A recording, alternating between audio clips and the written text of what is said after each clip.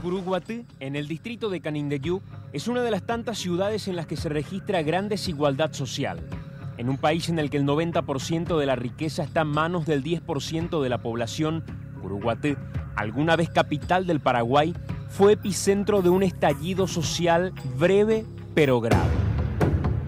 El viernes 15 de junio, un grupo de policías pretendía desalojar a carperos de tierras que reclamaban como propias y que fueron adjudicadas en la dictadura al empresario Blas N. Riquelme. Camarada, ahí está contigo el grupo táctico, el grupo antimosquito, voy a pasar con Lodera. No está mucha gente, no. 50 rechaza con los 50 más o menos. Y la idea es la siguiente, el grupo antimosquito montada, y eso me queda también. Muy bien. Ustedes de este lado y nosotros de este lado. Cuerpo a tierra ya rodeada y queda problema de balín, zonas de balín de goma y agresivo químico. No nos dejan de eso, de quieto, policía. Vamos a darle su derecho. Cuidado que toque espalda, cuidado. Guaraní me mejor. Así que no caputi. Éxito. Todo salió mal.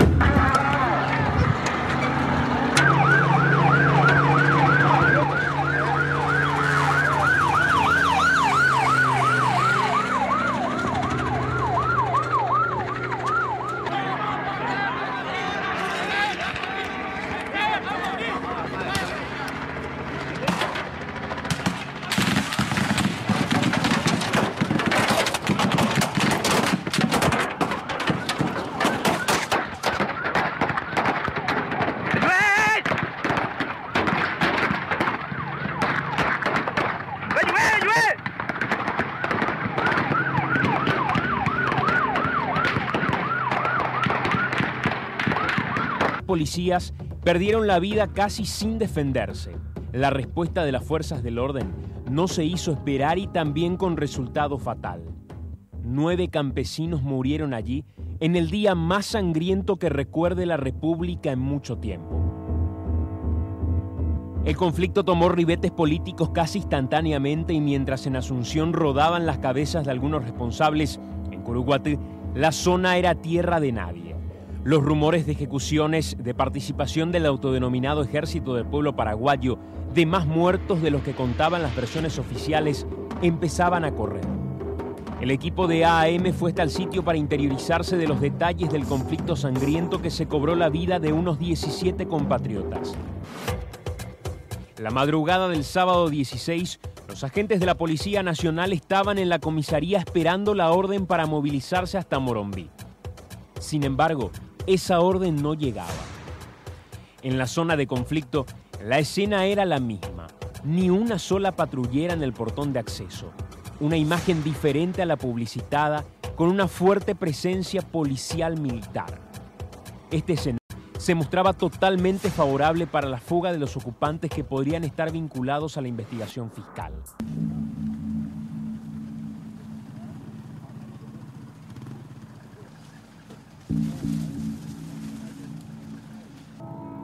A unos 3 kilómetros de la ruta, 20 minutos después de iniciar el improvisado rastrillaje, los primeros signos comenzaban a exhibirse. Un perro, fiel compañero del hombre, apareció en medio de la nada como una premonición de que algo podría romper la tensa búsqueda.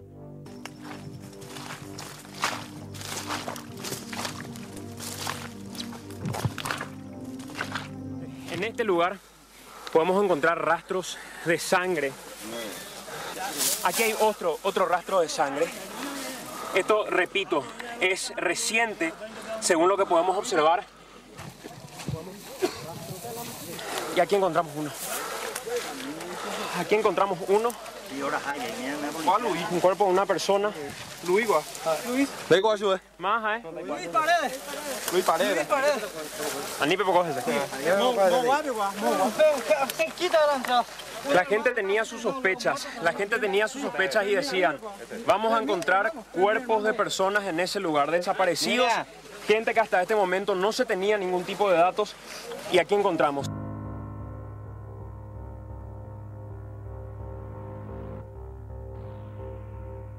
Ni siquiera 3 kilómetros caminamos con este grupo de personas y nos encontramos primero con rastros de sangre, con gente que obviamente estuvo en este lugar en medio de un enfrentamiento. Encontrábamos ropas tiradas en el camino y estas pistas nos fueron conduciendo primeramente hasta uno de los cadáveres que encontrábamos, que algunos familiares identificaban en ese lugar, y ahora otro. Apenas, repito, 3 kilómetros de caminata en este lugar y 2 cuerpos fueron encontrados. Las sospechas que tenían desde un primer momento los familiares de las personas que ingresaron hasta este lugar se confirman. Aquí hay muertos y están ya hace un buen tiempo.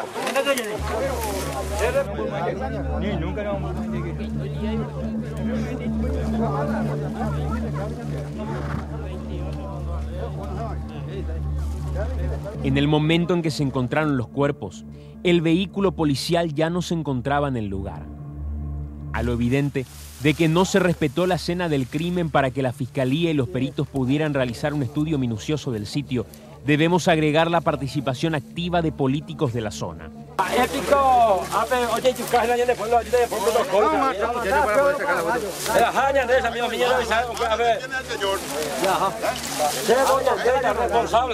Yo soy responsable, señor. Ajá, cárcel, bueno.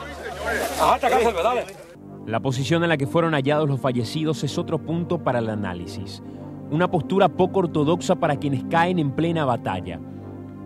Factores muy interesantes que no permiten descartar ninguna hipótesis, ni siquiera presumir que podría tratarse de una escena totalmente montada. Los cuerpos de Luis Agustín Paredes y de los Santos Agüero estaban llamativamente separados a unos 10 metros cada uno.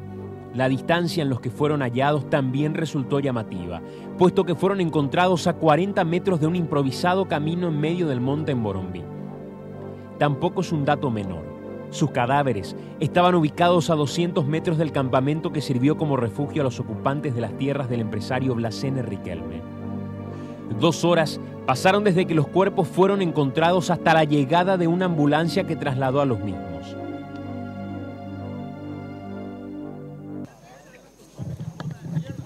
¿Cuánto encontraron Pleita en total? 2 cadáveres es lo que se le encontró, pero hay mucho más adentro. ¿Es el que tenía al lado el otro ahora. Estos fueron, viste que fueron cuerpos en tierra, fueron ejecutados ahí en su parálisis estancia. ¿Con su propia arma? No, con en el arma de la policía. Ahí, acá le metí un balazo.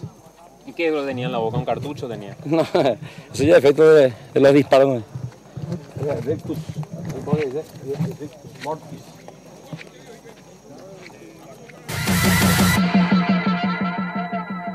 Se habían llevado evidencias, se habían modificado las escenas del crimen, la policía no había llegado, la fiscalía mucho menos. En el lugar habían dicho que ya no había campesinos y que solamente al día siguiente iban a realizar un relevamiento de datos, cuando todo eso quedó demostrado con esta documentación que finalmente no fue así. La desprolijidad con la que se llevó la investigación del caso Curuguatí hoy nos pone ante la misma pregunta del primer día. ¿Qué pasó en Curuguatí? ¿Cómo murieron los policías? ¿Cómo murieron los campesinos? ¿Quiénes son los responsables? Y a 6 años de una masacre todavía continuamos sin tener esa respuesta. Una respuesta que al no haber hecho de manera prolija los deberes quienes intervinieron de manera inmediata en la causa, hoy probablemente estemos mucho más lejos de lo que uno pueda llegar a imaginar de qué fue lo que pasó en Curuguatí. Yendo desde el vamos, con la propia decisión que había tomado la policía a cargo del gobierno de Fernando Lugo de ir a realizar ese procedimiento de la forma en la que se realizó. Tenían la facultad como para proceder de ese modo. Era esa la orden que se tenía que cumplir, que hoy algunos protagonistas, incluso ligados al Frente Guazú, nos hagan ver un lado de la historia, pero incompleto, donde no se habla de por qué se llevó esa fuerza policial de la manera que se llevó, o que finalmente nos quieran hacer creer que la investigación fue prolija y que todas las pruebas fueron incorporadas a este juicio, como lo dice, por ejemplo, Jalil Rachid, es tomarnos del pelo. Lo están haciendo todos y nosotros esta noche pretendemos abordar esta problemática, la de Curuguatí, con sus protagonistas.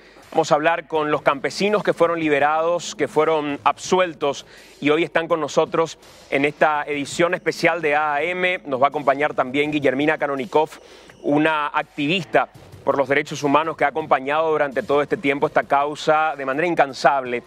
Y también nos van a acompañar desde el punto de vista jurídico para hacer un análisis de la situación el doctor Emiliano Rolón, uno de los camaristas que finalmente decidió la absolución sin reenvío de la causa de los campesinos absueltos.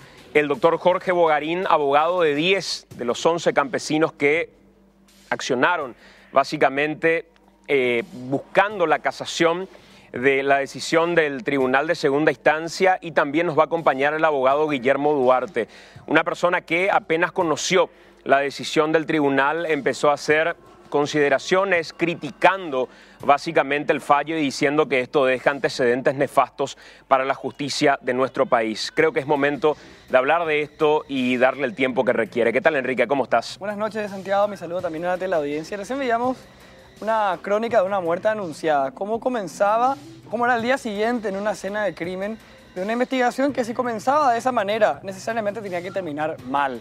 Necesariamente tenía que llevarse mal la investigación y necesariamente tenía que terminar condenándose a personas inocentes, porque alguien tenía que terminar en la cárcel después de este desastre. Imagínense que este equipo periodístico estuvo recibiendo con tanta sorpresa, al igual que todos en Asunción, lo que estaba ocurriendo en Curuguatí, cuando nos decían hubo un enfrentamiento, murió una persona, no, murieron 2 personas, no, murieron 5 personas.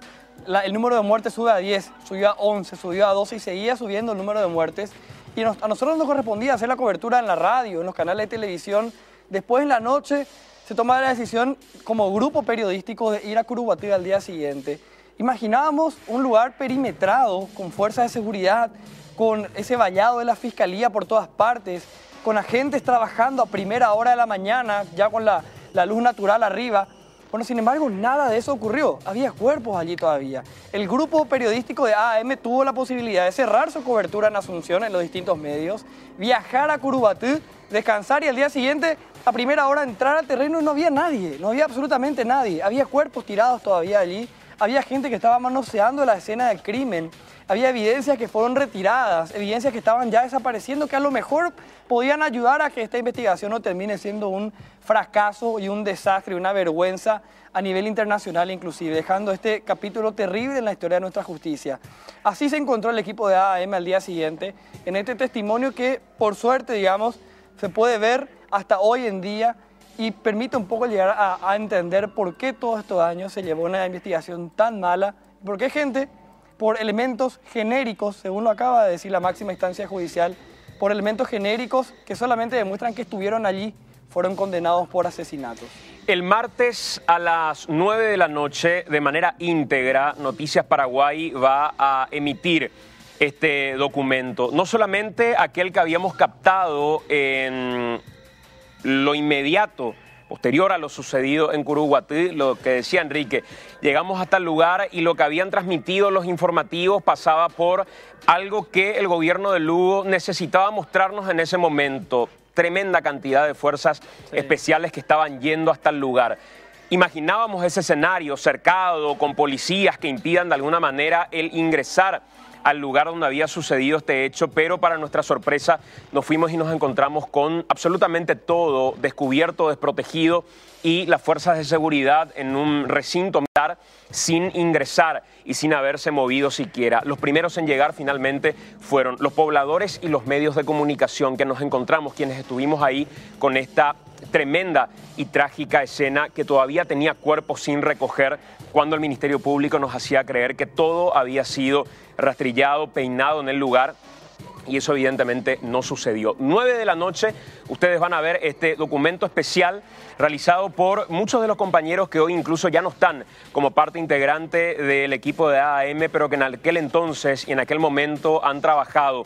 Apenas llegó el material, 24 o más horas inclusive de manera ininterrumpida, como para sacar un documento que pueda servir de inmediato para esclarecer algunas cuestiones lejos de lo que pretendían instalar como verdad absoluta desde el punto de los investigadores. Y hoy que se reabre todo tiene un valor tremendo, ¿verdad? Sí, señor. Hoy es un día para debatir de vuelta todo Curuguatí, para volver a revisar todo lo que se grabó en aquel momento, para replantear absolutamente todo. La pregunta, ¿qué pasó en Curuguatí? Hoy se abre de vuelta. No pasó absolutamente nada todo este tiempo. Es un borrón y cuenta nueva.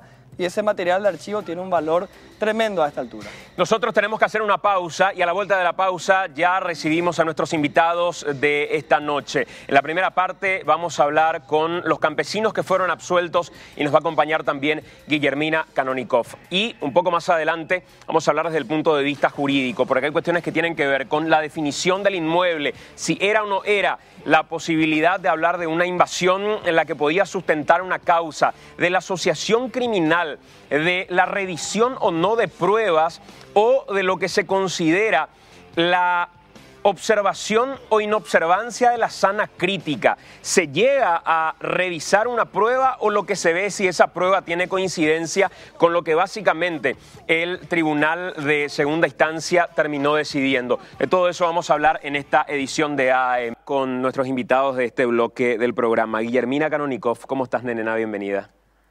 Muchas gracias, Santiago. Realmente esto es algo increíble. Todavía no asimilo todo esto. Me imagino. Sí. Gracias por estar aquí. También una activista que ha luchado desde el primer momento con lo que tiene que ver con la causa de Curuguatí, junto a Margarita también, de manera muy activa, así que vayan nuestros saludos para ella también. Alcides Ramírez, vaya Alcides. Y Ponama con Anga, lleva. Gracias por estar con nosotros. Vos estuviste en Oviedo. Coronel Oviedo. Coronel Oviedo. ¿Cuánto tiempo estuviste ahí? 3 meses. 3 meses de putar la Oviedo. Allá por huelga de hambre. Aupi ayudaba al albergue para putar un año. ¿Hamba eren de ahí que la cárcel? ¿Hamba es de Jicuay? ¿Asociación criminal? ¿Homicidio? Invasión de inmueble ajeno, asociación criminal, tentativa la moña, güey. 3 cosas. Cambiar. Hoy hace la tentativa ya se dos. Asociación criminal, ves invasión de inmueble ajeno. Invasión de inmueble ajeno. El otro invitado de esta noche es Alberto Castro, quien también está con nosotros. Esa para Alberto. Tranquilo, vete Santiago. ¿Y por Ama con Angalleva? Por Angalleva. ¿Vos estuviste en Oviedo también, Alberto? Sí, me Oviedo, pe, está como ve. Amba, ¿y qué es la Oviedo, pe? ¿Asociación criminal? Ese compañero, asociación criminal, invasión de inmuebles, tentativa de homicidio. 3 cosas veían de Sí. la tribunal de Topagande. Sí.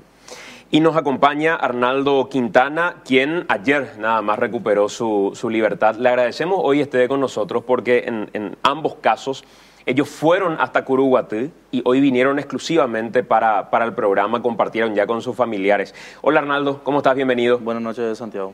¿Cómo fue reencontrarte con tu familia, Arnaldo, hoy? Espectacular. ¿Sí? ¿Qué te dijeron cuando te vieron? Y hoy te digo. ¿A quiénes dejaste vos cuando entraste a Tacumbú? Porque veía que le alzabas a tu familia también, le saludabas a ellos, tenías hijos ya.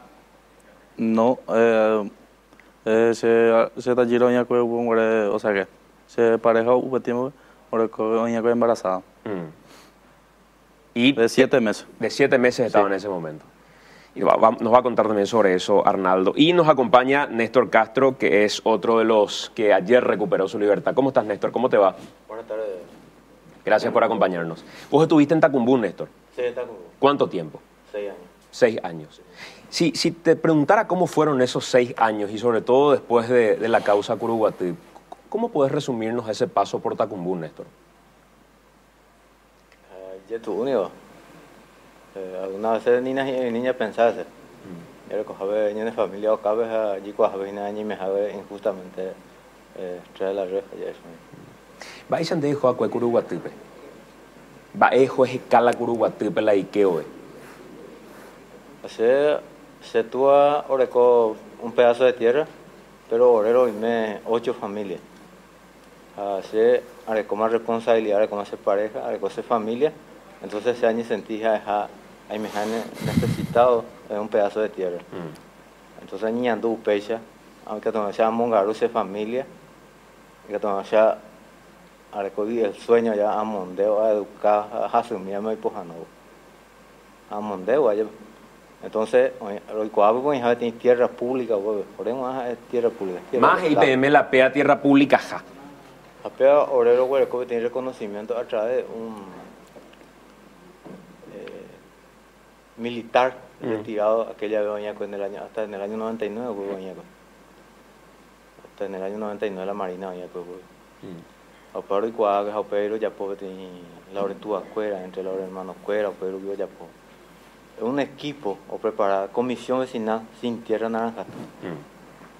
Vamos a ir para Guadalupe, para Guadalupe, ya pues que la seguimiento Inderbe, IBR aquel tiempo. Entonces, usted oye revisar, oye reconocer la comisión. Después se sigue, además es parte de juventud, para que más parte, además sin tierra, censado. Lo seguí lo el trámite. En el año 2004, éramos el presidente de la República, doctor Nicanor Duarte Fruto, o no se tiene resolución que las tierras es tierra del Estado o pertenece a la Fuerza Armada, a la Fuerza Armada al Estado es el Estado paraguayo, en este caso a través de un decreto al INDE para la reforma de la ley. Pepe ñe documenta paitecuri la peique janguape Marina Cueve. Hueco documento, totalmente documentado. En varias ocasiones, Arnaldo, ojocuri la policía oñe janguape nendie. Ja oñe Rubén Villalba hendie cuera y supen no nañasemos ay pues cuá tierra pública. Jaupeyo y con el enfrentamiento. En vos de beso jo la policía penderos janguape. Sí, primera vez ha participado hoy con o sea que hay que ser la ahí me ve el lugar del hecho y como es la hecho, pero la documento oye co compañero Néstor siempre por abogado mío oye para este documento a PB la y que tomamos orero de acá la documento orero y votar la fiscalía o de acá orero coja la documento la hoy me es la es para la Riquelme Mbaeo o pertenece para la del Estado. Peñará la gente, o sea que la y que tomó ñimón que está en día, ¿no la hay igual la documento Pepe solicitada? No. En ningún momento ni la fiscalía no hay. Hace un guarapea y papel la fiscalía ahora el documento. Nena, la discusión principal que debería ser tomada como la base de la causa tiene que ver con ese procedimiento inicial realizado, cuando finalmente llevan las fuerzas de seguridad y dicen, a pesar que el documento mostraba que era otra la finalidad con la que tenía que entrar la policía, ellos ya van para hacer un desalojo. ¿Quién tenía la autoridad suficiente como para decir, saquemos a esta gente de este lugar porque yo soy el que tiene el dominio sobre el lugar? Eso nunca fue resuelto. Jamás fue resuelto y es una de las cosas que hoy queda en la nebulosa. ¿Cuál era el poder fáctico que estaba actuando en ese momento? Porque yo también escuché las declaraciones que hiciera para ese entonces Carlos Filisola, también Lugo, donde ellos quedaron también como sorprendidos de todo lo que ahí aconteció, porque eso no era lo que se esperaba. Y eso a mí me remite en el hoy al caso de Quintana, cuando nosotros tenemos un poder detrás del poder que está desde donde está manando instrucciones al mismo comandante de la policía y se entra a un lugar partidario a matar, ¿verdad? Después descubrimos por los cruces de llamada que hay un tal Ortiz que está dando las órdenes y que es un civil. Bueno, aquí en Curuguatí pasó algo parecido. Queremos saber hasta hoy, ¿verdad?, quiénes fueron los que mandaron ejecutar esas órdenes. Nosotros sabemos por las investigaciones que se hicieron de que los que movieron realmente el avispero hacia la fiscalía y que fueron los que se fueron con ese cambio posterior, partió la información que nosotros tenemos es de los Riquelme. Los Riquelme empezaron a mover eso, pero detrás de ellos, para mí personalmente, hay narcotraficantes, allí hay latifundistas, allí hay un montón de gente que está detrás del poder dando órdenes y de eso mana esa situación. A mí nena, me deja mucha duda el inicio de ese procedimiento y creo que Carlos Filisola nos ha explicado hasta el día de hoy la responsabilidad de él como ministro del Interior y del propio comandante en ese entonces, Fernando Lugo, porque yo miro, por ejemplo, hoy estaba mirando de nuevo, porque estaba seguro que esto existía, una documentación, una publicación periodística del 16 de junio, de última hora, que dice: juez contradice al gobierno y desnuda la improvisación del operativo policial. Las declaraciones del ahora exministro Carlos Filisola dejaron al descubierto que el procedimiento realizado ayer en Curuguatí por los agentes de la GEO, de la Policía de Ciudad del Este, fue improvisado. El propio juez José Dolores Brites, quien suscribió la orden judicial que provocó el procedimiento, desmintió al exsecretario de Estado. Filisola dijo al mediodía que los uniformados actuaron en el predio de Blas N. Riquelme en base a una orden de desalojo ante la presencia de los carperos en el lugar. Es un hecho que estábamos preparando la orden judicial para el desalojo de la gente. Hoy se actuó en base a una orden judicial que ordenaba el desalojo de estas tierras. Actuamos como la ley manda. La policía hizo un procedimiento, se realizó un trabajo previo de individualizar a las personas que estaban en la zona ocupando las tierras. Sin embargo, el magistrado informó a última hora que la orden que emitió fue de allanamiento y no de desalojo. Es correcto. Entonces, ¿por qué Filisola envía a las fuerzas policiales para un procedimiento convencido que era un desalojo? Yo creo que esas son las respuestas que hoy nos tendrían que estar dando ellos. Porque yo sinceramente creo de que a ellos se les madrugó también. Yo creo que de alguna forma ellos trataron de cubrir algo que no podían cubrir porque se les escapó absolutamente de manos, digamos. No, yo creo que a ellos tendríamos que tenerles en algún programa también sobre este tipo de cosas y que den las respuestas correctas, ¿verdad? Porque hasta hoy para nosotros, así como recién vos dijiste, esto queda a foja cero. ¿Qué pasó en Curuguatí? No sabemos. Ellos no saben, son los protagonistas de ese momento, y para nosotros, después de todo esto, nos damos cuenta de que realmente aquello que preparó la Khalil Rachid para mí, ¿verdad?, que se aplazó de punta a pértigo como profesional y como interviniente de un acontecimiento tan importante. Aquí murieron 17 compatriotas, aquí murieron 6 policías y 11 campesinos, y se investiga solamente la muerte de 6 policías. Exacto. No se investiga la muerte de 11 campesinos.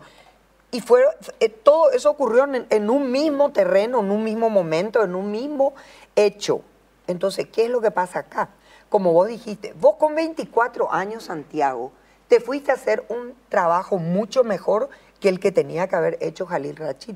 Aquí la responsabilidad mayúscula para mí es la de Khalil Rachid.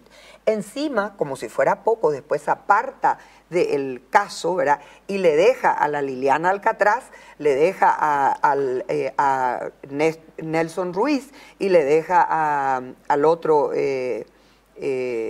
Guerrero, ¿verdad?, con el mamotreto que él arma y que no sabe cómo qué desenlace darle, ¿verdad?, con la orden precisa: esto ustedes ejecuten. ¿Y qué pasa después? A él se le promueve al ministerio, ¿verdad? Él asume como ministro al salir, o sea, se le premia. Yo creo que esto no puede quedar así. No podemos construir memoria, sobre la impunidad. Estamos a punto de tener hechos trascendental en la vida de una república que van a quedar en la impunidad. Alcides, Baixajangualandei, que curila curugua, la marina cuepe, mandere no imagen inde yajata, yaiketa, pepe, o putata la ende Baixandei, que yepela curuguatipe. Justamente al dice vecino, y mandó a hacer la onjau pepe, a hacer botar la semana, pues entonces se invitaba a llaves a Ayu. Ayu ahí hay que geniar, upea haji bien va por y mi llega, upea yu llega porque ya tu ula ya vivía la del lote de pella pona. No ve, con bebé. Se anda con ni sitio ni va, hay potaila se va a yo hay que bebé. Y vas a ver lo apea. La IPA cuila o no ha, hoy igual la pesa huella por. Amba es promeso ya pon de el ande vecino curi. La hace vecino. No, él se invita ya dice ya y pon ahí la reunión ya en tu mija ya liga la año de Urania, haroju. Yo en día hay cope pero la gente de gobierno y eso ya ojalá ya está hablando no soluciona ahí. Pero al final ojo que por otra cosa nada. Ahora hoy me voy a tener y las hijas sobre en bocaja policial nada que ver mira digo oro de 40 cuña acá y mitad He pensado la año yo vio un baupero hasta no tiene familia ni la ne vive coja peango lo mitango güey coi familia en Dios güey la son ando putamos ahí la cuando lo la persona pobre no putamos ahí lo pero cañita sí que más bigo y cua ti persona utan de yuca guaputa ha no ahora cuando pensáis pero no sé y pero javi que no charon ni que está en igual pero al final no o sucede otra cosa. Y en tu caso, Alberto, ¿y se cuende en la Curuguatipe, la Marina Cuepe puntualmente, en Bolivia y Pepe? Así no me cuela la hija huevo Pepe un mes.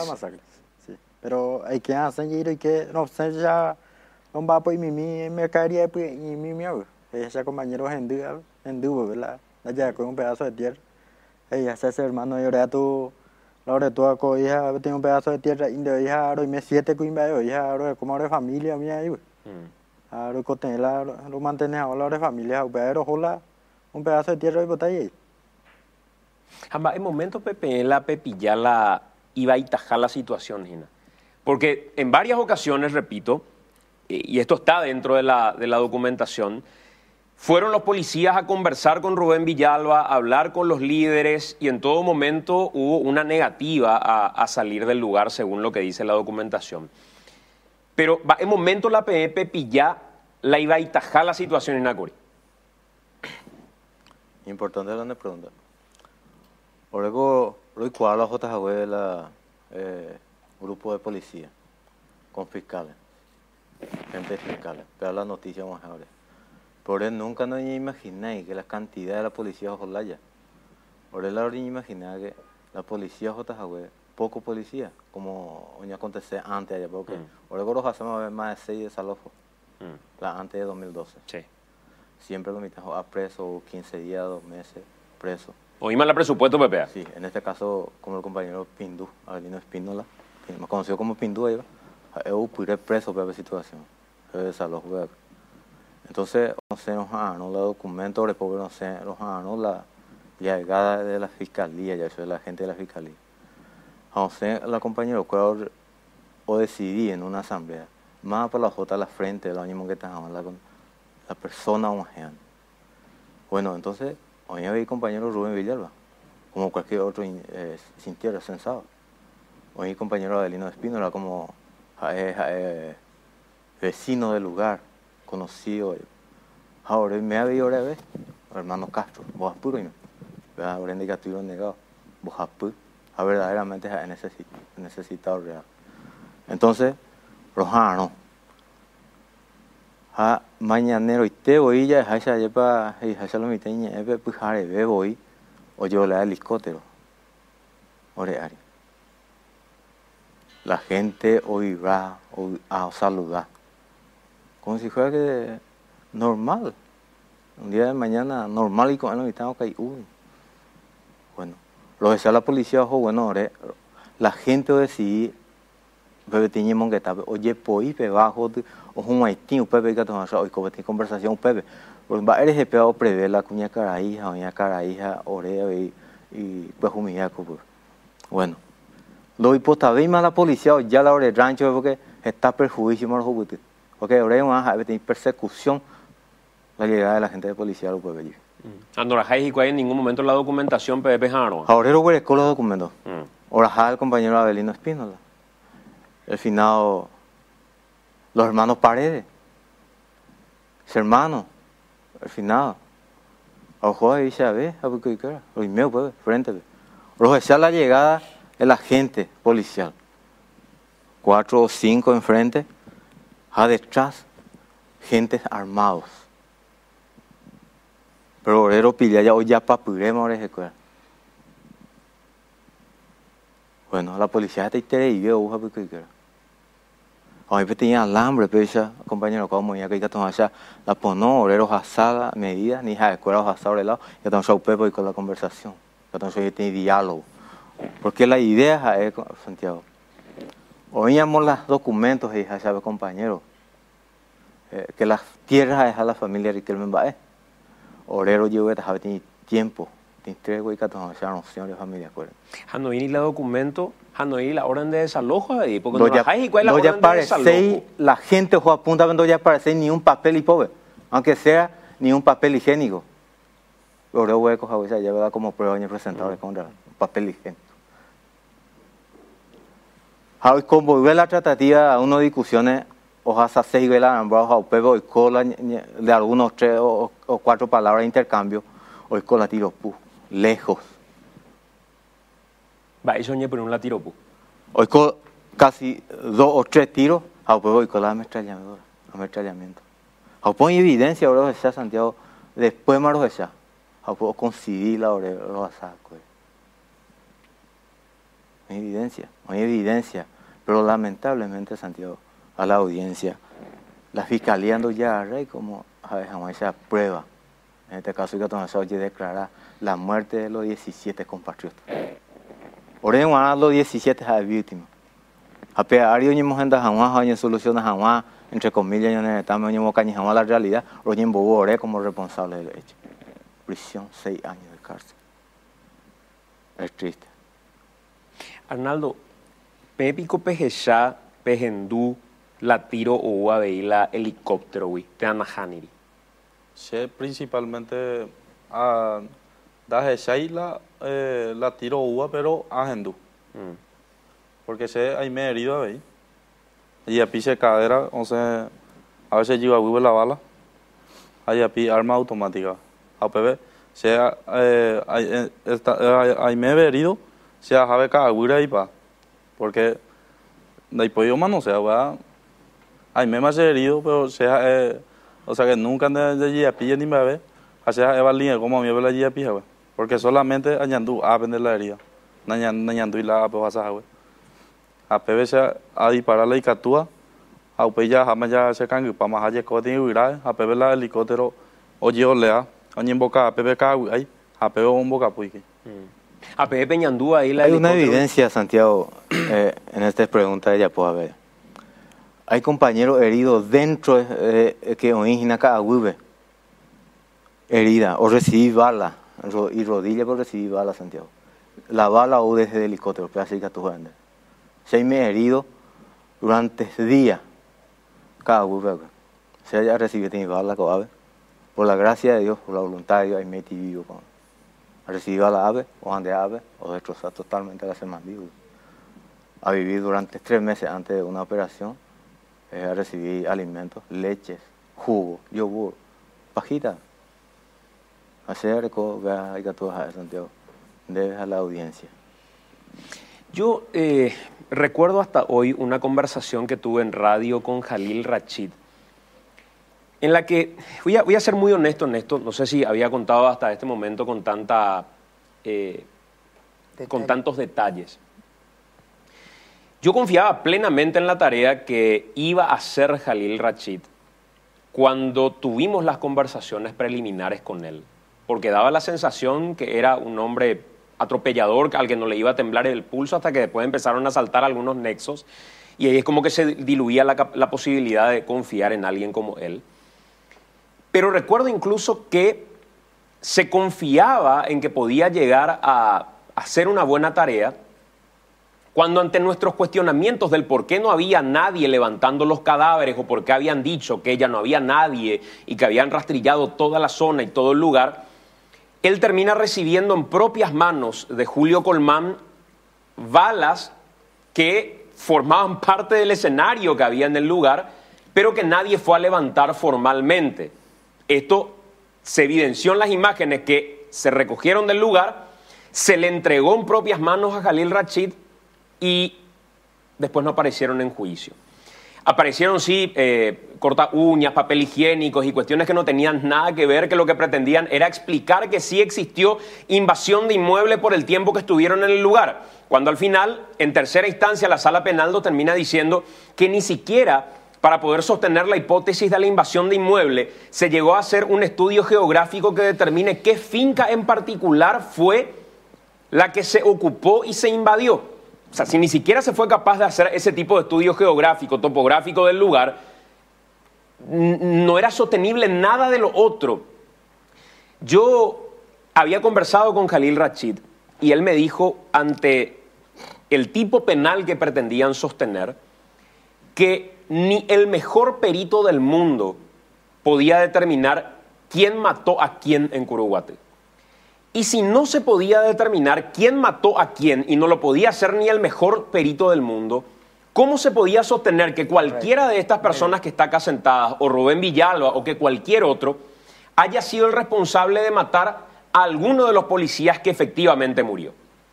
¿Cómo puede ser que inmediatamente después de lo sucedido, los encargados del operativo hayan hablado con Humberto Rubín en radio y le hayan dicho que existían imágenes del helicóptero que no aparecieron después? El fiscal Nelson Ruiz dijo públicamente y se atrevió a mentir de una manera descarada que nosotros como AAM ocultamos el testimonio de una mujer que había contado que a su marido lo ejecutaron. ¿Por qué? Porque ella conversó con su marido después de lo sucedido.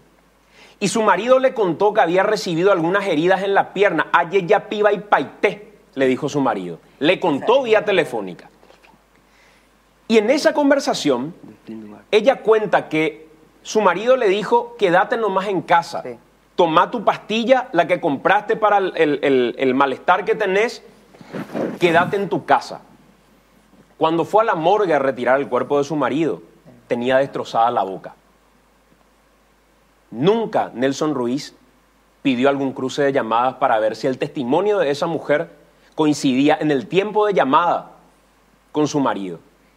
Si a su marido lo ejecutaron, eso no fue investigado.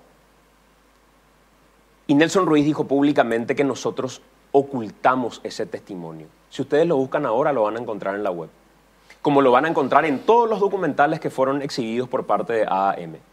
Así se llevó la causa, pretendiendo que su versión sea la versión de los hechos, ignorando la verdad real de lo que sucedió en Curuguaty, o por lo menos haciendo el esfuerzo de que su verdad formal, la que llevaron en juicio, la procesal, tenga alguna relación siquiera con lo que había sucedido en la causa de Curuguaty.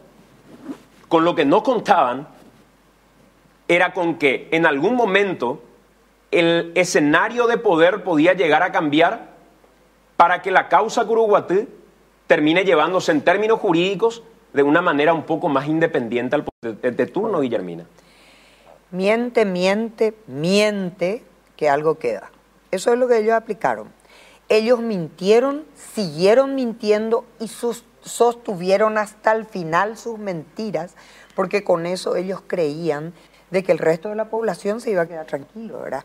No, esto es realmente, yo creo que amerita que el jurado de enjuiciamiento tome la iniciativa ya de empezar a trabajar sobre este tema, ¿verdad? Porque esta gente no puede quedar en la impunidad después de todo lo que se ha demostrado durante todo el proceso.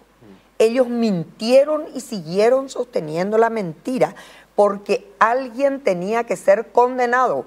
Esa era la orden que ellos tenían y la fiscalía cumplió a rajatabla eso, hasta el final. Incluso jamás me voy a olvidar de la cara y de la hazaña con que Liliana Alcatraz miraba y acusaba a los campesinos, pero los miraba con desprecio. A Margarita y a mí nos decía, viejas locas, nos decía, ¿verdad? Nos atacaba ella. Ella perdía control sobre eso, ¿verdad? Es increíble todo el tiempo que se sostuvieron. Y Liliana Alcatraz llegó a decir de que esta cuestión de vencer o morir era lo que a ellos, pero directamente les inculpaba, que ellos no podían estar utilizando semejante frase, que eso era solamente de los héroes. O sea, finalmente lo que nosotros entendimos es que a ellos, y especialmente a Rubén Villalba, ¿verdad?, al que le metieron el cerrojo de los 5 años, ¿verdad?, porque cadena perpetua es prácticamente lo que le dieron, ¿verdad? A Luis le dieron 20 años. Recuerdo que cuando Guido Rodríguez Alcalá se fue a Marina Cueno, estuvimos con Margarita, él le hizo una entrevista a uno de los imputados. El imputado, este señor Fernández, ¿verdad?, llorando le dijo, cuando yo escuché la sentencia de Luis, dice, y de Quintana, dice, llorando, él nos decía, yo no podía creer, Luis estaba enfermo, con gripe, estaba metido adentro de la caseta, dice, no puedo entender cómo pudieron llegar tan lejos, de dónde sacaron el nombre de Luis Olmedo para darle 20 años. Nosotros nos quedamos totalmente atónitos, nos quedamos. O sea, esto para mí es algo aberrante y yo no me voy a quedar tranquila tampoco diciendo, bueno, aquí se hizo justicia, porque ellos están libres. No. ¿Y qué pasa con las viudas de los policías? Las viudas de los policías se van a quedar con el tema de que no se sabe quién le mató a su marido. Y los otros campesinos, los familiares de los campesinos van a decir, bueno, acá, o paredita coa y nos vamos a quedar todos tranquilos. No, señor, no, señor. Tenemos que aprender a vivir en un Estado de Derecho donde se puedan poner la justicia pueda poner en su lugar cada cosa. O si no, estamos hablando de una república bananera y de un Estado fallido. Tema de Pellerureta con Ana. Pellerureta, algún tipo de indemnización, el Estado paraguayo, Yapota, otra invasión, PJ, Tomaya, eso, otro inmueble, Joyedita Marina Cuepe, Yapota, con Anaité. Sí, bien. Gracias. Importante la pregunta, Santiago, nada más. Orego no ime la invasión, lo ya podemos hacer. Orego ya puede tener ocupación, porque la tierra es tierra del Estado. Sinceramente, tierra del Estado. Así, gracias a la gente de luchar, a gracias de que los tres jueces entender a lo mejor la hora de inocencia, o por fin, o mejor la hora de libertad. Oremos andas ahí, tío, y la justicia. Oremos a la justicia, hoy investigar, a esa compañera, la muerte de los 6 policías, las muertes de los 11 compañeros campesinos, hoy solucionar el tema de la tierra. La tema de la tierra principalmente es base y que todos enseñamos a la situación. Apenas se hace la libertad, apenas yo la tierra de Marinacue. Vale, porque la tierra de Marinacue o representa ahora en causa tu cheitera y es que hoy tiene hermanos, jamás 10 compañeros. No es eso, sino que la familia entera, la familia campesina, hoy ha golpeado en este caso, hoy dentro de la propiedad. Dentro de la propiedad, en este caso, a las tierras de Marinacue. Hoy asentada, hoy escuela, hoy camino, la gente, los compañeros, madre sacrificada o habría. Hoy puentes los que estamos construidos, hoy iglesias, casa, o más para la familia. 87 niños. Niños en la escuela. Pero la presencia de parte del Estado paraguayo, nunca no más hay. En este caso, ahora es Santiago, Yerubé, entonces, el Estado paraguayo, hoy en presencia. No solamente la tema de dentro de Marinacue, sino que la tema ore situación. Lo perder 6 años de prisión, de libertad.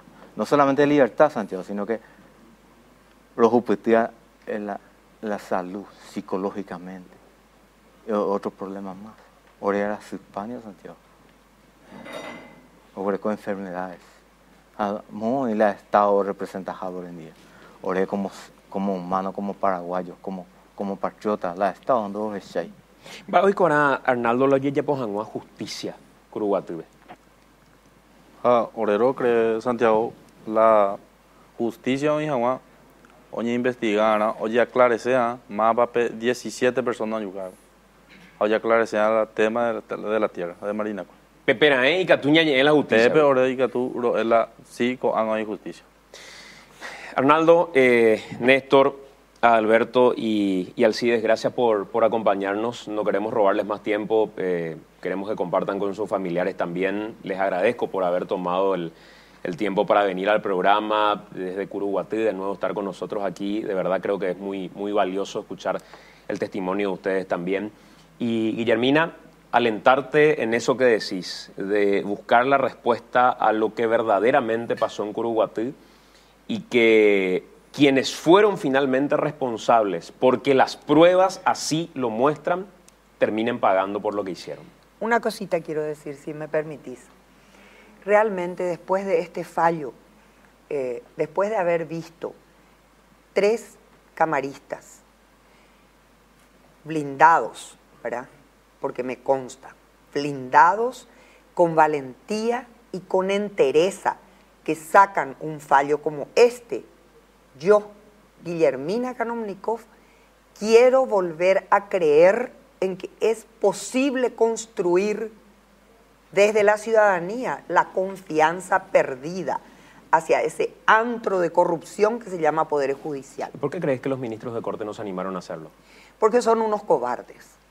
Y nosotros pagamos los salarios de ellos para que se inhiban y para que acumulen montones de expedientes que duermen el sueño de los justos. Que mucho estuviste detrás de Alicia Pucheta. Mira, se merece terminar en la cuneta como terminó. El 4 de junio yo terminé en la cuneta yéndome a Marinacue, pero no me morí. ¿Sabes por qué? Tumbé en 15 kilómetros antes de llegar a Marinacue, llevando la merienda escolar de los niños de la escuela. Tenemos 87 niños en esa escuelita. ¿Sabes por qué no me morí en esa ocasión? Porque yo tenía que vivir esto. Porque para mí era fundamental el verle a ellos libres, y yo les había jurado a ellos, pase lo que pase, quiero que sepan que yo no les voy a abandonar. Me voy a quedar a luchar por la libertad de ustedes. Y hoy me siento regocijada en saber de que ellos están libres y que podemos construir esa confianza tan necesaria para toda la ciudadanía paraguaya. Un poder judicial independiente, con jueces probos y no con esos jueces burros y cobardes y para mí terrible, que fueron los que nos mandaron de Salto del Guairá, coimeros. Gracias, Guillermina. Gracias a ti, Santiago. Muy amable. Enrique, vamos a hacer la pausa, pero queremos irnos a la pausa con ese testimonio del que hablábamos, de una mujer que contaba minutos después de lo sucedido cuando la abordábamos en qué condiciones se había dado lo del fallecimiento de su esposo.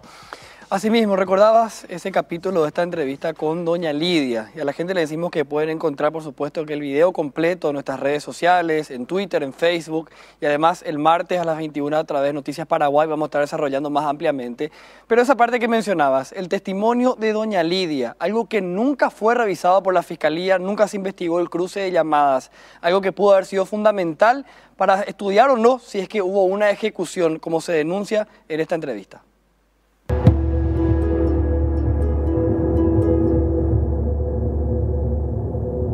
Lidia perdió a su marido y a un hijo en la masacre de Marinacue. Delfín y Francisco fueron a buscar la propiedad en donde se desencadenó la matanza. A las 9 de la mañana o sonaba ese teléfono. Si se empezó a entregar con ese teléfono. O sonaba, ya pues la va a ir a la caja, ni entender ese ato paja. Jaje y se ve. Ayer ya pipa y te se llama hinche. Jamba, ese hijo se camba eso. Y se ve, tengo ahora la represión, se ya pipa y te se cuarto pela ya pipa ese. Upea eso amba, ese no que catuña bueno es upea eso. Lo primero la upea eso. Va ese no que catu, pero bueno es eso. Y pues no cajan más. Y se unila a sobrevivir, amor. Se andaba lema a ver, no se han secadera, vamos a ambi paite se uicuáis. Tengo calibre 12 para ya pije, si hay ambi paite secadera a un lado ya no vale ver, eso pues ya se nace más a Francisco, eso pues y se oye ya pipaite ahí y se tengo yo mano y te oía eu plano mombe uy demasiado por no ir la ese un día tema ni ahí. Ve aponando yo ver la esa no para tú bueno no ese ani que pejuti ese ani que pejuti ese ore ko pero mano bata ese ani pepe na ore ese ay cuama pepe se ya aponando más o campo la apegó ahora vecino y te la policía vuelve doña aponando yo que ahí se y lo veo mano ese se uperamos tranquilo güey. Upu pastilla, para tranquilizante, yo voy a pedir ahí la se vale ver medio vengo. Yo voy a la tranquilizante, upea, tranquilo la ñaña, hay super fuera. Upea, aponando la os campo pela y para igual lo mano para igual mo coi veo mano dice sea eso y le yuru hubu pan a la joa la más o menos de mago bebe ya no hay catuay me poco yo ay no igual hoy que te andaba esa hoy se le yure y se me hago pero y cuarto de poco juego mo cojo varias hubu pa dice upe yema curi o la peca y vidal vega hueco la foto la oye ya pilló oye ya pilló apante mango y cuello en la mano estaba tan yo ni defendíamos a cuello oye ya pilló apante en hoy cuello yo no vale cosa que yo veo man que le invoca no pepe o ape oye pi oye tú pepe oye casi oye es la teléfono venga pero oye pillo ay cuello hoy hala por no lo vamos a ver la por lo menos cuando hoy por una bomba esa oye pico ellos a la o jugar gesta y hay pata pero manejar su pe y hay algunos un body para acá yo ahora yo con hay que vamos a pay y acá yo oye pi yo era hoy menos hoy y codo es más una persona menos yo cora es cosa porque se encuentra esa ni la hoy con la besa ya sé la cara y yo hice me hago ya pillo antes más Boloña es pona y te dice güey. El recuerdo de sus familiares caídos sigue presente en cada acto de la vida de Lidia. Constantemente visitan el sitio de la tragedia para orar por sus almas, recordando que fueron personas de bien y no delincuentes como pretende señalarse. Se con un año un año taina. Ahora siempre la roja único ya por la misa hoy corela y curuso pues a mí me ha verla mejor no da belleza la igual la vaina para hoy tenía ejemplo ya eso recuerdo el único que tú has oye me esta core se roga nata copia con ya llega nata más dice o un ingeniero tal fecha 15 días vamos a hacer la o una tal día y no me era ore vela oye me día ore ingeniero o me dio ore se lo entendés ahí se me habla o me hace que le lleva justamente los cementerios de antes hoy se la ore pero hoy con verdad 9 de la noche con 1 minuto, ya estamos en esta segunda parte del programa. Nos acompaña el abogado Jorge Bogarín, quien representó a 10 de 11 campesinos en la casación en particular que fue resuelta por la Sala Penal de la Corte Suprema de Justicia integrada por camaristas. ¿Qué tal, doctor? ¿Cómo estás? Bienvenido. Buenas noches, Santi, y a la audiencia. Gracias también, por la invitación. No, por favor, gracias por acompañarnos. El doctor Emiliano Rolón, uno de los camaristas cuyo voto fue fundamental también en esta sentencia de la Sala Penal. Doctor, gracias por acompañarnos. Bienvenido. Buenas noches, Santi. Encantado de estar acá. Igualmente. Y el abogado Guillermo Duarte, quien veía de inmediato cuando tomaba conocimiento de esto y leía la sentencia, mencionaba que esto deja un precedente peligroso, nefasto, él me va a corregir cuál era el término correcto, en relación a la decisión tomada por el tribunal, sobre todo entendiendo y mencionando que a partir de acá lo que correspondía era el reenvío de la causa y que se analice de nuevo todo y no absolver a los campesinos como ocurrió finalmente. ¿Es así, doctor? Buenas noches. Buenas noches, Santi. Un saludo para los doctores, a la audiencia. Es así, es mi criterio, que coincide con el voto minoritario del doctor Cristóbal Sánchez.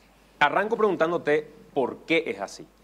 Por el sistema procesal penal que rige en la República de valoración de la prueba de única instancia. Es decir, el único tribunal facultado para valorar los hechos y establecer si se probó o no una determinada circunstancia en nuestro sistema procesal penal es el Tribunal de Mérito, es decir, el Tribunal de Sentencia. Esos 3 jueces que son los que escuchan a los testigos, que interrogan a los testigos y que analizan el contradictorio, lo que las partes le preguntan a los testigos y que ven, se constituyen al lugar de los hechos y demás. O sea, esa inmediatez que solo y exclusivamente tiene el Tribunal de Mérito. Sobre eso, porque creo que tenés lo de los fiscales que hicieron una conferencia de prensa y voy a preguntarle al doctor Emiliano Rolón, porque estuve leyendo el acuerdo y sentencia 293 y hay un punto que tiene que ver precisamente con la revaloración y el impedimento de la revaloración de las pruebas.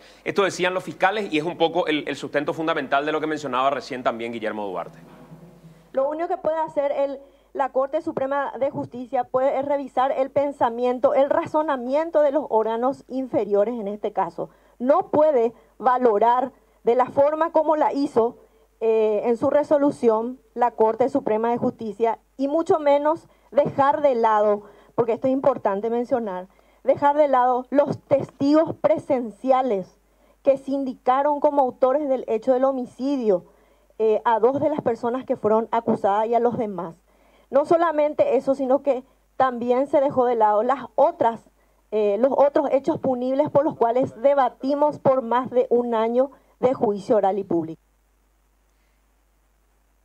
Estaba mirando este acuerdo y sentencia y quiero ir a la página 40, que es donde empieza a desarrollarse con mayor claridad lo que tiene que ver con la revaloración de las pruebas. Y dice, el impedimento de revaloración de pruebas en segunda instancia solamente implica que el Tribunal de Alzada, como no tiene la posibilidad de percibir directa o personalmente las pruebas producidas en juicio, con la amplitud que tiene el Tribunal de Mérito, no puede acreditar hechos. Se trata de un impedimento fáctico que se extiende a todos los tipos de pruebas, ya que el tribunal debe buscar la verdad a través de la valoración conjunta y armónica de las pruebas. Un poco más adelante menciona, ahora, una cuestión distinta a valorar pruebas es controlar que los hechos fijados en la sentencia por el Tribunal de Mérito efectivamente tengan sustento en pruebas producidas en el debate y asimismo que la acreditación de los hechos sea justificable con los parámetros establecidos por la sana crítica. No existe ningún impedimento fáctico ni jurídico para que el Tribunal de Alzada realice este control.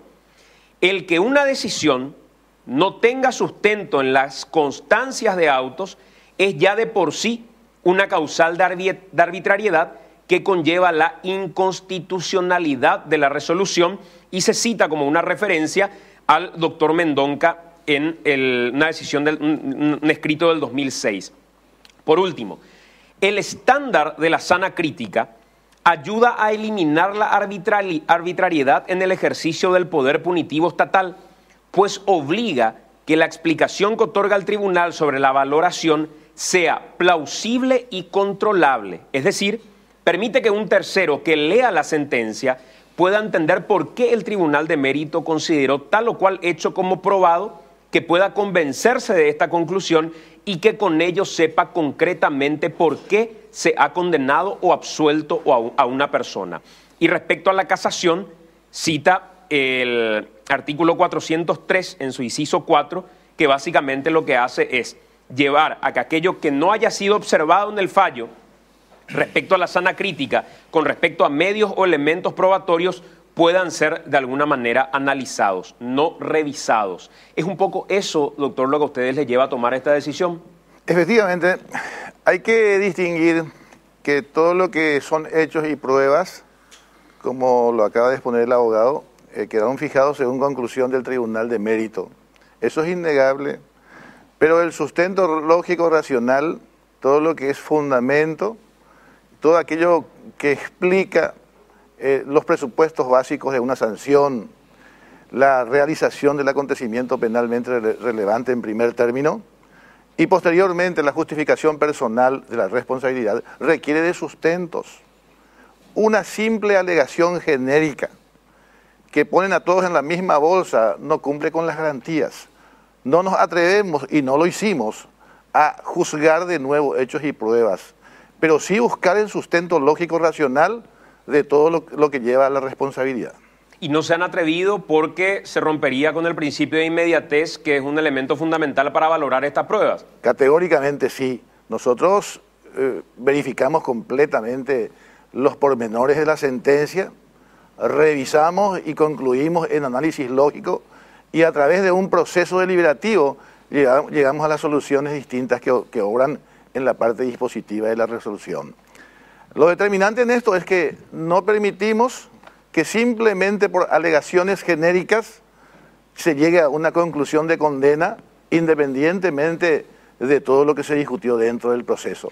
Si analizáramos la causal fundamental de la decisión tomada por este tribunal, es la falta de motivación, la motivación aparente, donde en realidad lo que se relata como elemento probatorio no tiene ni sustento, ni base científica, ni guarda relación con el hecho en sí, ¿cuál es la falta de sana crítica? ¿Cuál es el elemento fundamental que notan ustedes? A ver, traigamos esto en forma sencilla.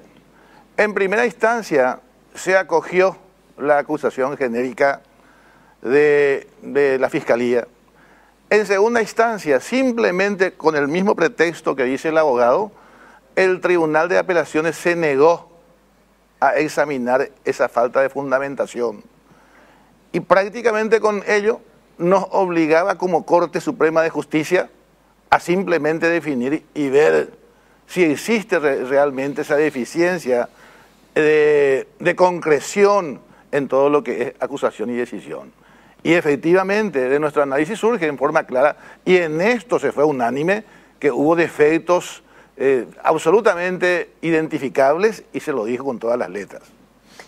Doctor Bogarín, estaba mirando el escrito y menciona en un momento que como solución se propone la anulación del acuerdo y sentencia de segunda instancia y por decisión directa también la anulación de la sentencia definitiva de primera instancia, debiéndose en consecuencia reenviar la causa a un tribunal de sentencia para la realización de un nuevo juicio.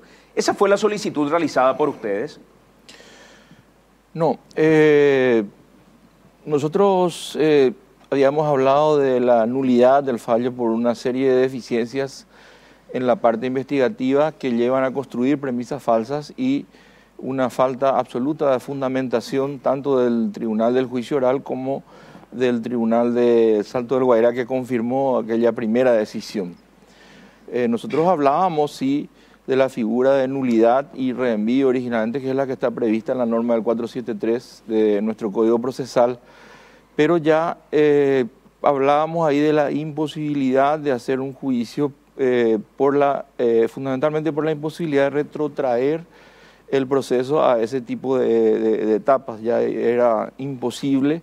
Entonces también en nuestro escrito de casación nosotros solicitábamos esa posibilidad de anulación directa. Y ahí lo que se ve en el fallo, primero hay unas diferencias en la admisibilidad, que el doctor Rolón pierde por 2-1, después en la nulidad están todos de acuerdo, y en el reenvío es un tema que tiene que ser aclarado. El camarista Cristóbal Sánchez habla de nulidad y la necesidad de un reenvío, pero el doctor Emiliano Rolón fundamenta la necesidad de una decisión directa y la imposibilidad de hacer un reenvío, y a esa decisión se adhiere el camarista Arnaldo Martínez. ¿Y eso es subsanable, doctor Duarte?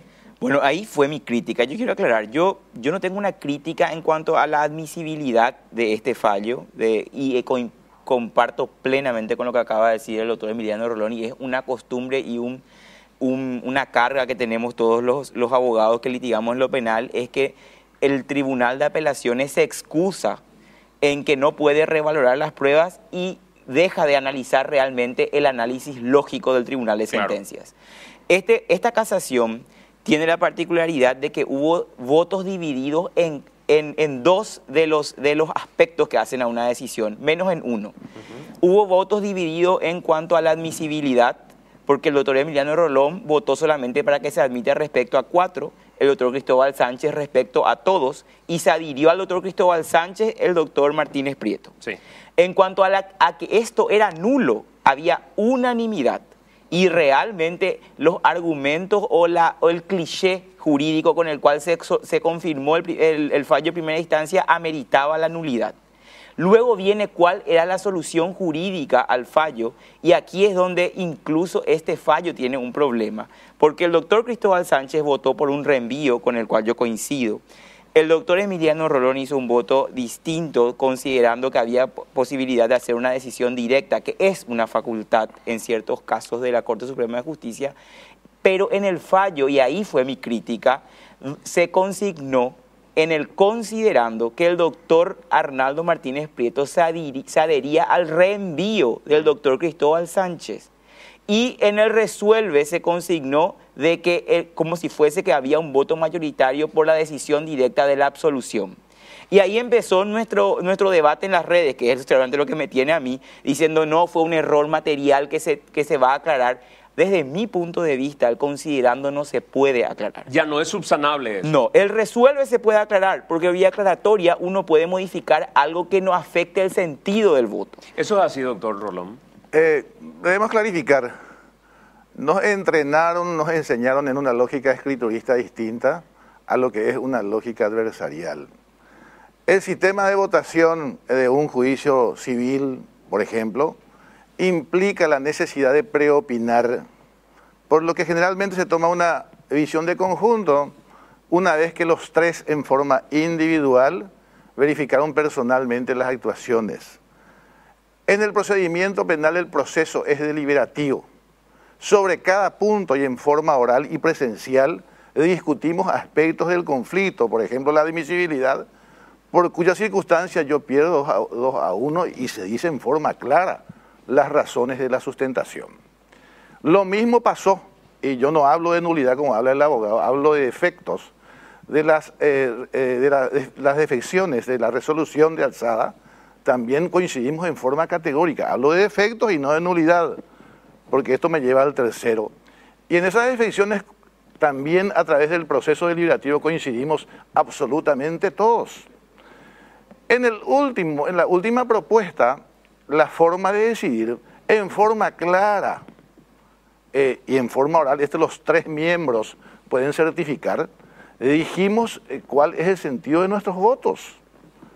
El doctor Martínez Prieto también sustenta mis argumentos y la pretensión de nulidad, que es otra solución probable, quedó en minoría. Desde que el proceso es oral y público y deliberativo, pues entonces el sentido de los votos llegó en forma clara para todos. Si hubo un error en la transcripción, es una defección absolutamente menor. Hoy decía el diario de ese color que esto demuestra que ni siquiera leyeron su sentencia para firmarla. Yo le puedo decir que no. No es cierto. Nosotros trabajamos a conciencia y con mucha fortaleza en esto y con mucha presión de todos los sectores, no desde el punto de vista político, sino sí desde el punto de vista de la necesidad de definir el conflicto y más la inquietud personal de saber realmente qué es lo que pasó. Para nosotros hubiese sido absolutamente cómodo lavarnos las manos y enviar a otro juicio. ¿Para qué? Si la defección ocurrió en la etapa investigativa, no podemos volver a esa etapa fenecida y seguir otra vez discutir 3 o 4 años el tema lavándonos las manos. Ese temperamento no asumí jamás desde que ingresé en el sistema de justicia. ¿Puede el tribunal tomarse la atribución que tuvo de decir en su decisión que se absuelve a los campesinos y que no son responsables porque no pudo demostrarse quizá eso por los errores cometidos en Curuguatí? ¿Tiene esa facultad absoluta y plena para hacerlo? A mi criterio sí, categóricamente sí, tiene esa posibilidad de realizar lo que está explicando el doctor Rolón, tiene esa posibilidad de decidir en forma directa la absolución y la inmediata libertad de las personas que estaban privadas de su libertad al haberse anulado las 2 sentencias anteriores que los tenían condenados y privados de su libertad.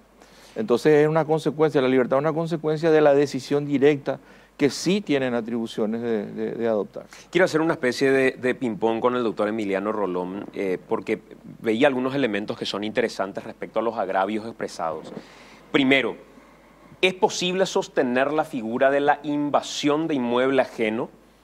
Porque veía que en un momento mencionaban ustedes que no se había identificado de manera puntual qué campesino invadió qué inmueble, qué finca puntualmente. Sí se hizo una especie de medición de la zona para identificar la zona completa, pero no la finca que ocuparon en particular. Creo que hasta ahora está en la nebulosa la identificación correcta, pues son dos inmuebles que tienen una correlación en los hechos y no sé si eso es tan determinante en la conjunción de nulidades o de defectos que se menciona. Sí me parece mucho más determinante y concluyente la falta de acreditación de los hechos punibles graves. Somos conscientes desde el Poder Judicial que la pérdida de vidas humanas merece una respuesta del Estado.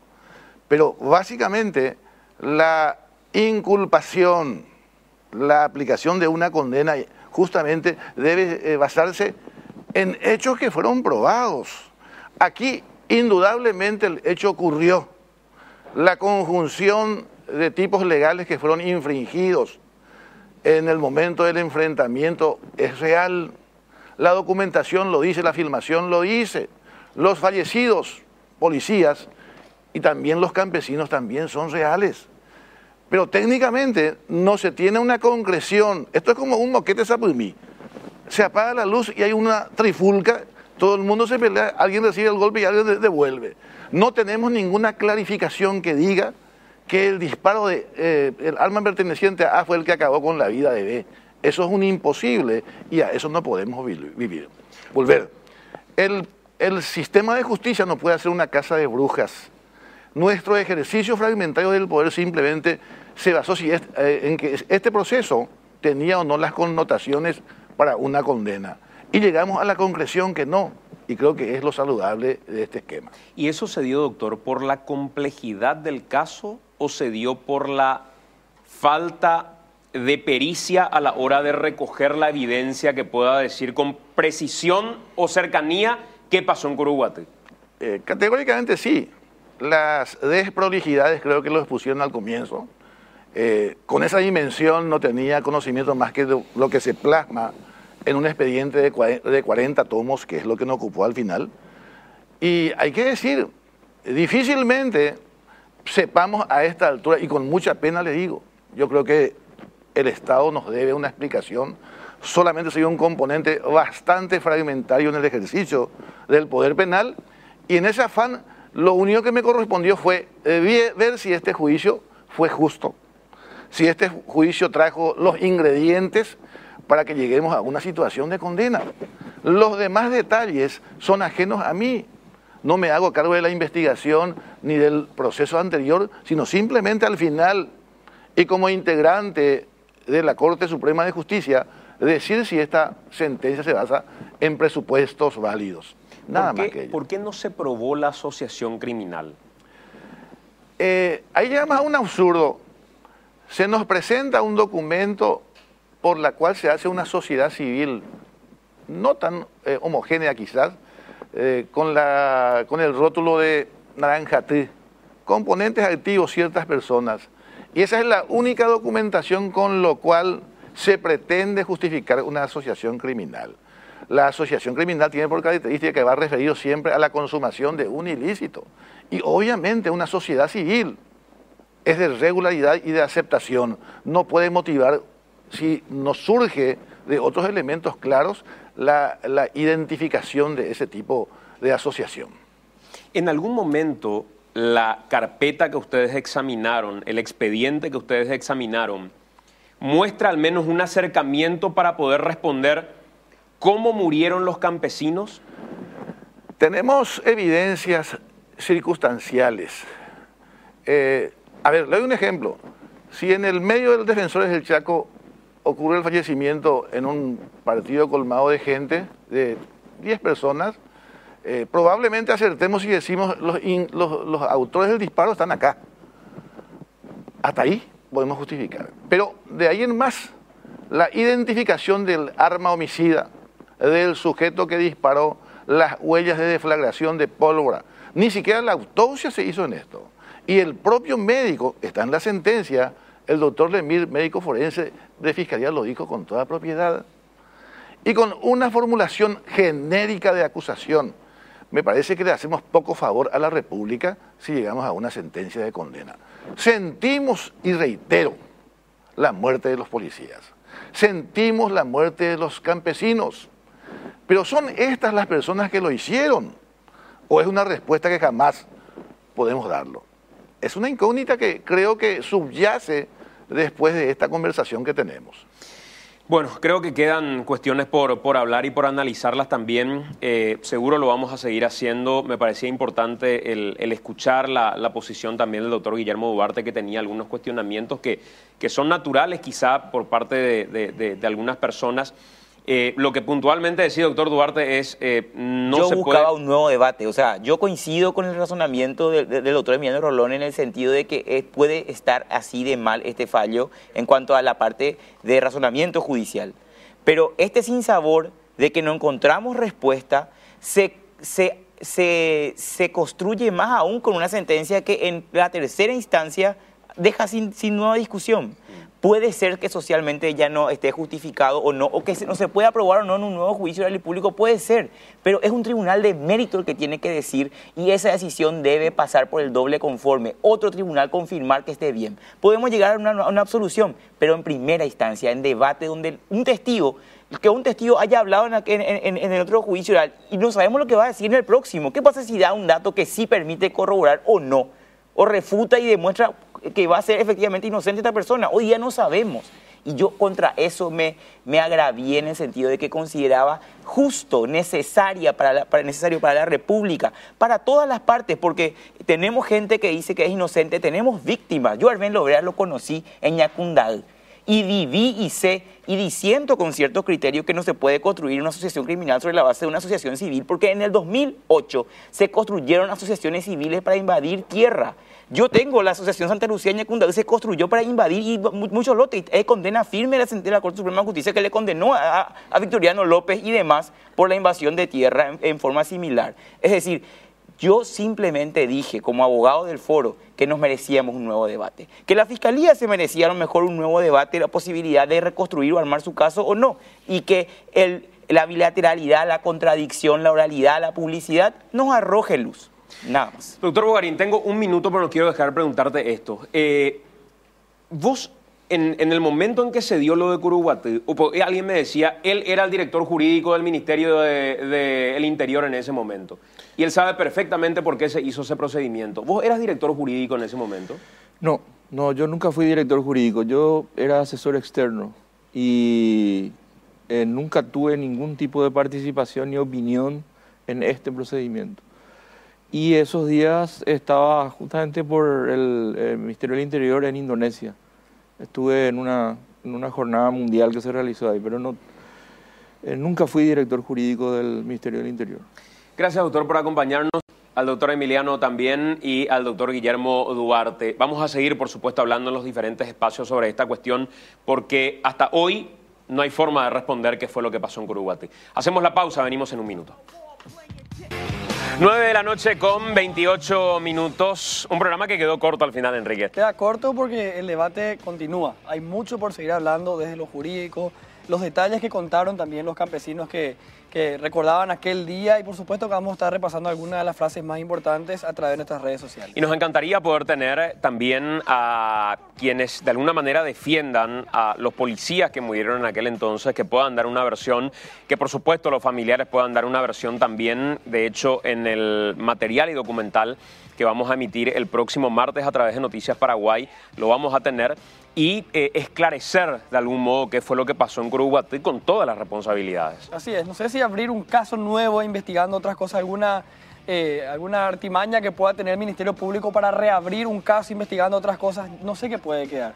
A nosotros lo que nos queda es debatir sobre el tema. Exacto, y hasta hoy, si no está respondido qué pasó en Curuguatí, es porque hemos tenido investigadores deficientes o que llevaron de manera deficiente toda esta investigación. Ojalá en algún momento lo sepamos. Nos vamos, Enrique. Nos vamos, señor. Esto va a continuar, por supuesto, el martes a las 21 a través de Noticias Paraguay. Gracias por acompañarnos. Buenas noches para todos.